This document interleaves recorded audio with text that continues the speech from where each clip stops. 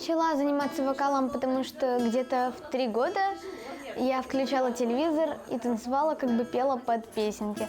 Мама поняла, что для моего возраста это очень довольно-таки хорошо, и решила в 4 года уже записать меня на вокал.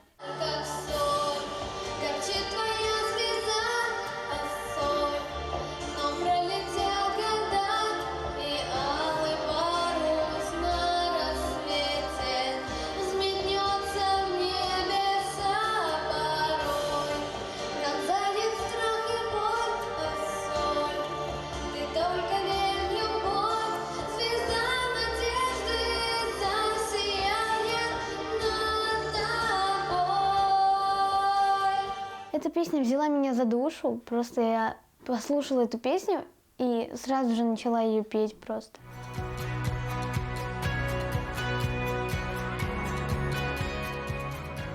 Елизавета Гончар. Увлечение. Музыка, спорт. Диагноз. Сахарный диабет. Девиз. Встала и пошла. Никогда не думаем, что мы можем заболеть. Любой ребенок может заболеть. Я думала, что вот детки, которые там в деревне живут, у них правильное питание, там здоровая пища. Нет, детки все болеют. Нужно не отчаиваться, нужно ее принять, эту болезнь, и спокойно как-то надо контролировать сахара. Тут главное – постоянный контроль. Сначала у меня была большая жажда. Я просто могла за день выпить 2 вот где-то вот таких вот кувшина воды, даже, наверное, 3. Я просто не могла остановиться пить. Я даже почти не ела, я пила и пила. Мама не понимала, что со мной происходит. Потом мы решили сдать анализ на сахар. Оказалось, что у меня сахарный диабет.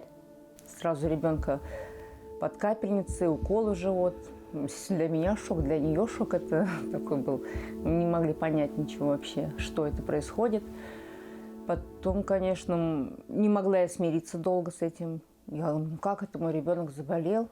Не может быть такого. Ну, не мы. Мы такие всегда здоровые, правильное питание вроде старались, как бы, ну, жить так активно. И врачи, мамочка говорит, смиритесь. Ну, прошло время, конечно, сразу это не принималось. Я пыталась травками вылечить ее, там что-то делать. Уколы, конечно, ей очень тяжело давались. Это постоянно глаза зажмурив она делала. Больно. Ну, просто даже вот каждый прокольчик в пальчик, и то уже вот нам больно. Там анализ берут из пальца. А тут по несколько проколов в день это очень тяжело дается.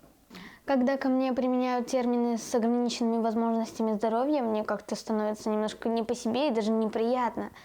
Как-то раз меня вообще назвали, ну, неявно хорошим словом, но потом, когда они увидели, что это действительно важно, не то, что я просто как бы хочу кого-то напугать, просто я без этого не выживу. И они поняли, что не стоит надо мной смеяться, потому что с ними может тоже такое же случиться или даже хуже.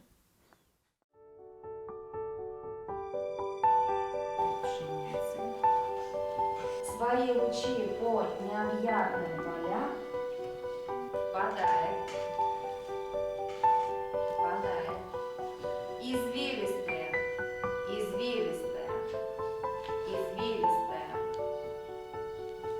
речонка.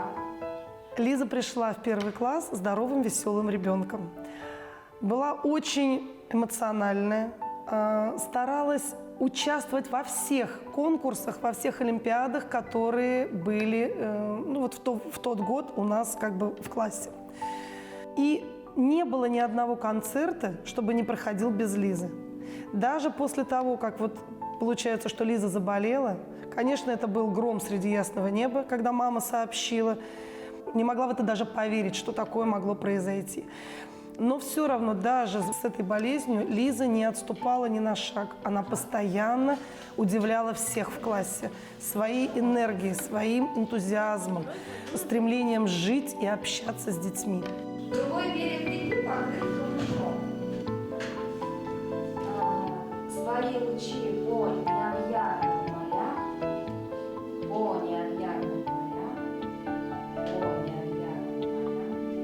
Изначально, конечно, были такие вопросы, что это и зачем тебе это, но теперь одноклассники поняли, что это важные жизненные приборы. Сначала они, конечно, не верили, типа, А, это, наверное, игрушечный укол или что-нибудь такое. Типа она хочет над нами прикольнуться. Мы уже 6-й год пошел, как дружим. Мы познакомились в сентябре 1 класса.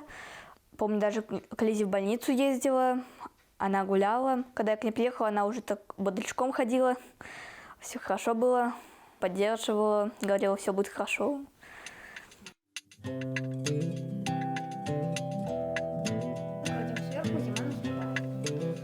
С ней очень весело. Всегда находим с ней в какие игры поиграть. Мы часто гуляем, играем в какие-нибудь игры спортивные.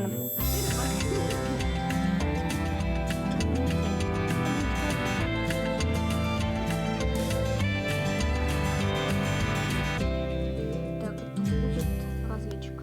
Когда у Лизы сахар в норме, она активный ребенок, на уроках активно себя ведет, участвует, то есть руку поднимает, выходит к доске, отвечает. Но только если сахар начинает повышаться или падать, сразу видно по ней. Она становится вялая, ей ничего уже не надо. Она ложится на парту, устает очень быстро. Ей нужно полежать, ей нужно отдохнуть. У меня есть специальный прибор, который как бы показывает мой уровень сахара в крови. Если я не буду его измерять, то мне может стать плохо.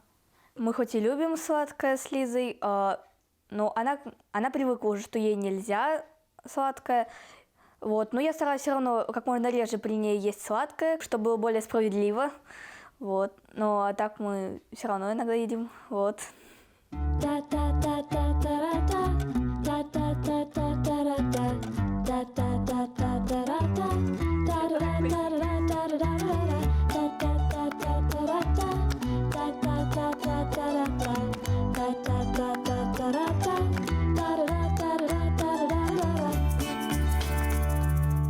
Мне, например, можно есть небольшой кусочек.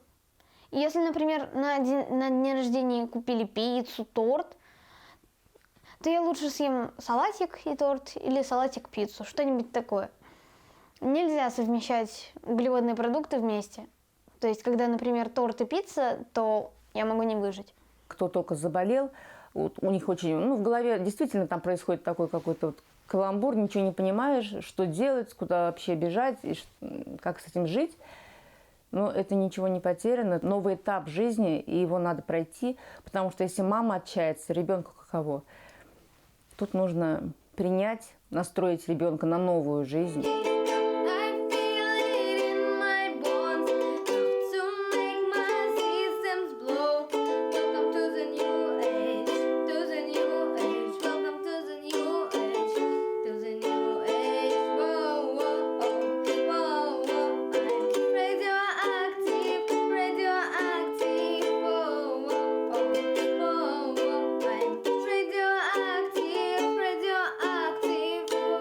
Мне кажется, многое зависит от родителей, как они приняли ребенка. Родители никакой трагедии из этого не делают, вводят в такие же спортивные клубы. Мы тренируем детей с ограниченными возможностями здоровья, и спорт, он укрепляет здоровье не только у здоровых людей, но и по большей мере у детей с ограниченными возможностями здоровья, так как он как минимум адаптирует, полностью интегрируется с обществом.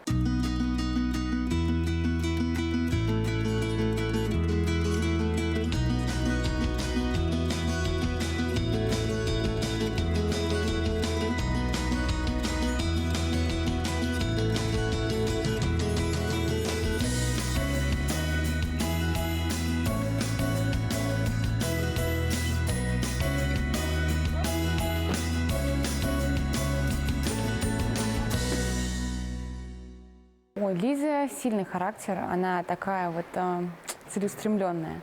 То есть мне надо сделать это, я это сделаю. Ей роликом нравится заниматься, я не знаю, ее мама все время говорит, что вот Лизе прям нравится на ролики ходить. Если бы не нравилось, мы бы не ходили, но тут вот требует. А так, у нее все хорошо получается. Это цвет и любовь, мечты, победы, это наши с тобой. Чистое небо, это наше с тобой, наше чистое небо. Улыбнись и в ответ, мир станет чудеснее, невозможного нет, невозможного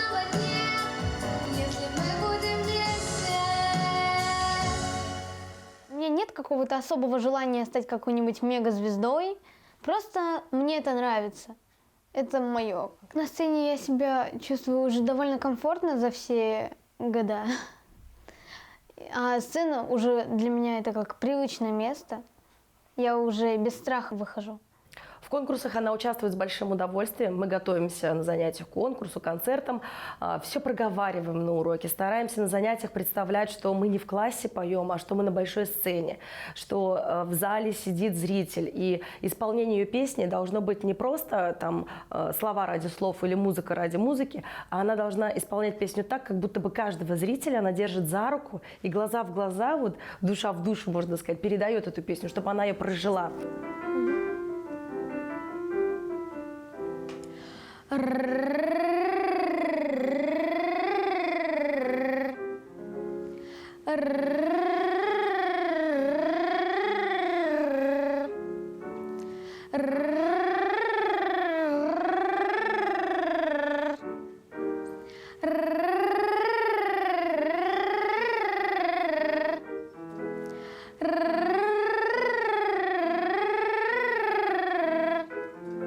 Я думаю, что диагноз, конечно, отразился немного на характере ребенка в том плане, что любой родитель, не дай бог, конечно, никому, но всякое в жизни бывает, если ты узнаешь у своего ребенка такие диагнозы, то стараешься не ругать его, потому что и волноваться ребенку нельзя. Переживаешь, и какой там поругать? То, слава богу, чтобы он вообще жив-здоров всегда был. Ребенок, он не совсем может это правильно понимать, и есть небольшой такой момент, когда ребенок начинает понимать: ага, меня не будут ругать, я могу где-то сманипулировать, мама все равно пожалеет и всегда придет ко мне навстречу. Я где-то как преподаватель что-то строже могу сказать, слезки на глазах что-то появляются, все уже неинтересно, там поругали где-то. Но Лиза, она большая молодец, и сейчас она уже все это правильно, адекватно воспринимает. То есть ее не ругают, не хотят ее оскорбить или обидеть, а хотят, наоборот, вытащить что-то лучшее. Я согласна с тем фактом, что не надо как-то углубляться, вот я никому не нужный, меня все сейчас будут обсирать за то, что я инвалид или что-то типа того. Нет, надо продолжать жизнь, радоваться. Для тех ребят, кто заболел сахарным диабетом, я бы хотела посоветовать, что это не так страшно, бывает даже хуже. Особенно бывают дети, которым совсем плохо и нуждаются в операции. Сахарный диабет – это не настолько страшная болезнь. Надо просто контролировать каждый день сахара, в меру делать инсулин и жить обычной жизнью.